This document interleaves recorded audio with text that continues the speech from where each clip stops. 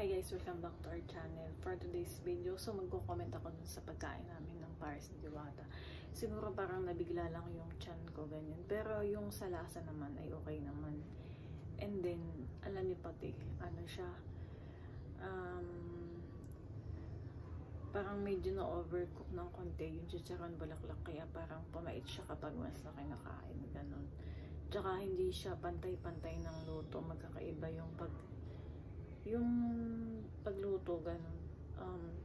Merong okay naman, tas meron over nga sa pagprito siguro, ganyan. Kaya medyo pumait siya. And yung sabaw naman nung Pares ay okay naman siya.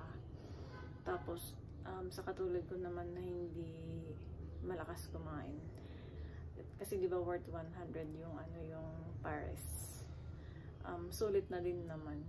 Pero hindi ko naubos yung rice, tsaka hindi ko rin naubos yung Pares kasi alam mo kasi tanghali kami pumunta doon, tapos super napakainit.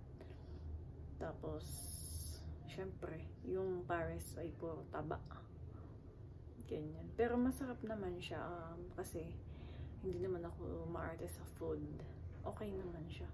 Siguro dahil lang medyo na-overcook lang ng konti yung karne, ganyan.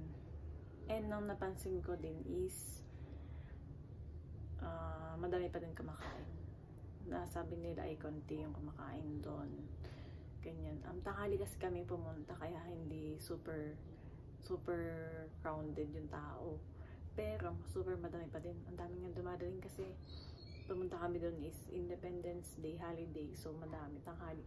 Kasi ang sabi ng tao doon ay gabi daw yung maraming tao,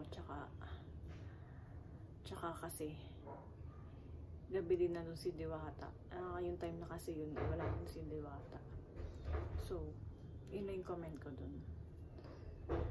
And then sana ay yung mga employees, yung mga empleyado, yung mga taga-serve doon, dapat may mga same uniform para ma-estimate, malaman na sila yung empleyado doon. Yun lang.